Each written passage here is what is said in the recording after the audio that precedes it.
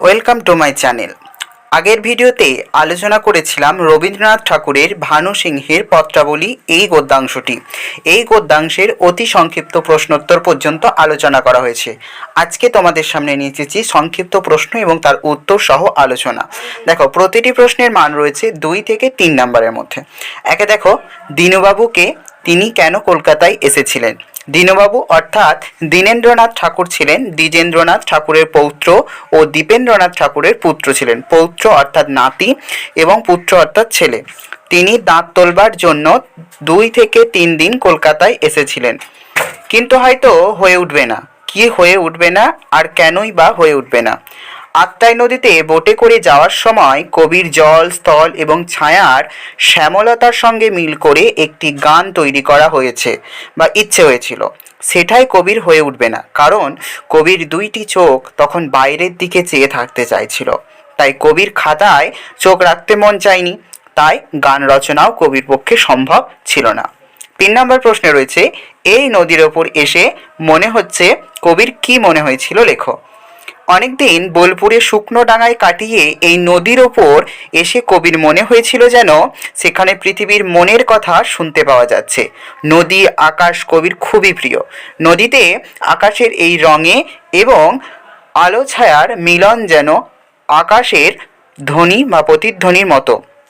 তাই জলের উপর ছাড়া বোধ হয় আকাশ পৃথিবীতে আর কোথাও নিজের ছাড়া পাওয়া যায় না। 4 রয়েছে, কবি কোন সময় কোথায় যাবেন ঠিক করেছিলেন? সেই দিন কত তারিখ ছিল? কবি রাত্রের গাড়িতে কলকাতায় যাবেন বলে ঠিক করেছিল। সেদিন তারিখটি ছিল 1329 সালের 2রা শ্রাবণ। দেখো, 3-4টি বাক্যে নিজের প্রশ্নগুলির উত্তর দাও। প্রতিটি প্রশ্নের মান রয়েছে 2 থেকে 3 নম্বরে।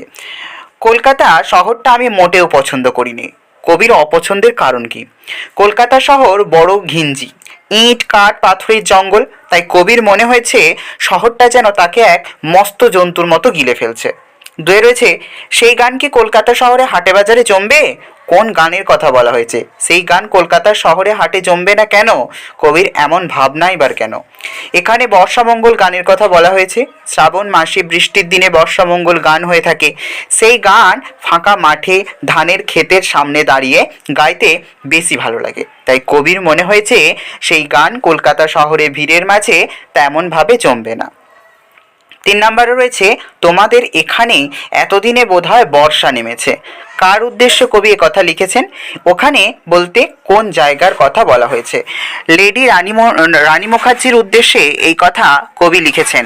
ওখানে বলতে রানু মুখার্জির বাড়ির কথা বলা হয়েছে। 4 নম্বরে রয়েছে, শান্তিনিকেতনের মাঠে যখন বৃষ্টি নামে তখন কবির মনে কেমন অনুভূতি হয়?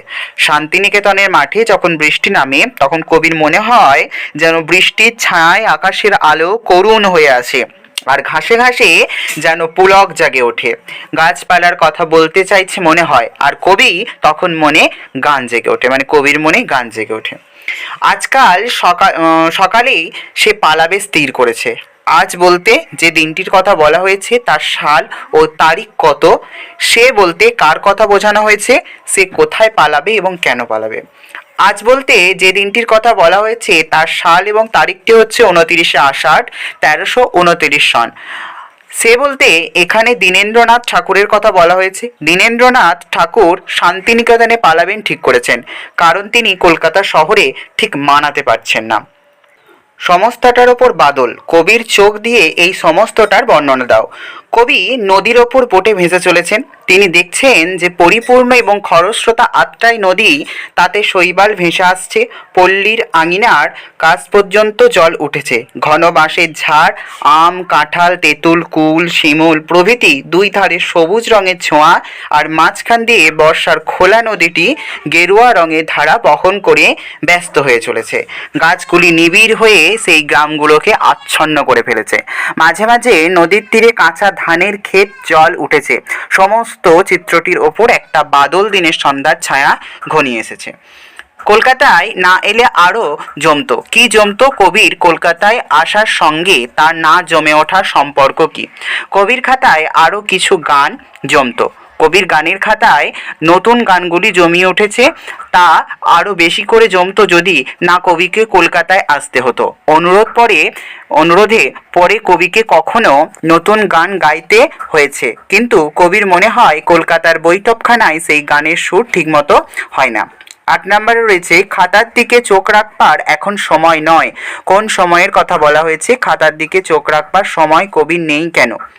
আত্রাই নদীর ওপর দিয়ে কবির বোটে করে ভাসতে ভাসতে যাবার সময়ের কথা এখানে বলা হয়েছে। কবির দুই চোখ এখন বাইরের দিকে তাকিয়ে থাকতে চায়, প্রকৃতির রূপ দেখতে চায়, খাতার দিকে মুখ করে থাকতে চায় না।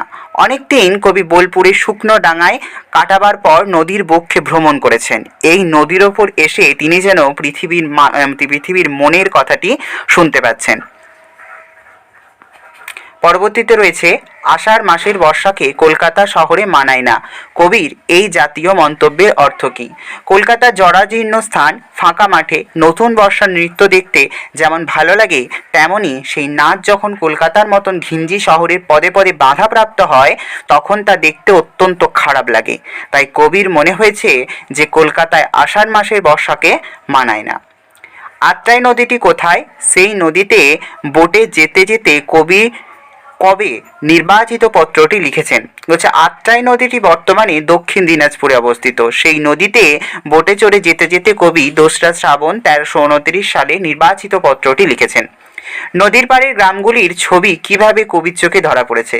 আত্রাই নদীর ওপর বোটে করে ভ্রমণ করার সময় নদী পাড়ের গ্রামগুলি এক সুন্দর চিত্র কবির চোখে ধরা দিয়েছে। নদী পাড়ের গ্রামগুলির উঠান অবধি জল উঠেছে। বাঁশ, কাঁঠাল, শিমুল গাছগুলি ঘন হয়ে সেই গ্রামগুলিকে আচ্ছন্ন করে ফেলেছে।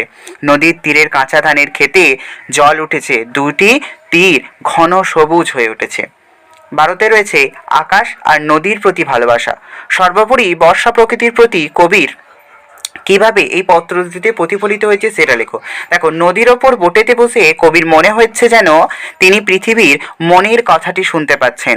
বর্ষার আকাশ তার কাছে অত্যন্ত আপন বলে মনে হয়েছে। তিনি উদাত্ত কণ্ঠে তা স্বীকারও করেছেন। নদীকেও তিনি ভারী ভালোবাসেন। নদীর সাথে আকাশের মিলন যেমন রঙে রঙে আলোয় আর ছায়ার মতন, সর্বোপরি কবি তার কবিতায় বর্ষাকে সবচেয়ে বেশি ভালোবেসেছেন। বর্ষাকে তিনি মনে করেছেন যেন এক নবীন যুবতী, যার নৃত্য শান্তিনিকেতনের প্রান্তরে দেখতে ভালো লাগে, কিন্তু তা কলকাতার জরাজীর্ণ স্থানে বড়ই বেমানান। নদীর ওপর বসে বর্ষা উপভোগ করতে করতে তিনি গান লেখার ইচ্ছা হারিয়ে ফেলেছেন। এইভাবেই কবির রচনায় বর্ষার প্রতি পক্ষপাত পত্র দুটি কি হয়েছে? প্রতিফলিত হয়েছে। ভিডিওটি যদি ভালো লাগে তাহলে অবশ্যই লাইক করে দিও, আর চ্যানেলে নতুন থাকলে অবশ্যই চ্যানেলটাকে সাবস্ক্রাইব করে দিও এমন শিক্ষামূলক অনেক ভিডিও পাওয়ার জন্য। ধন্যবাদ।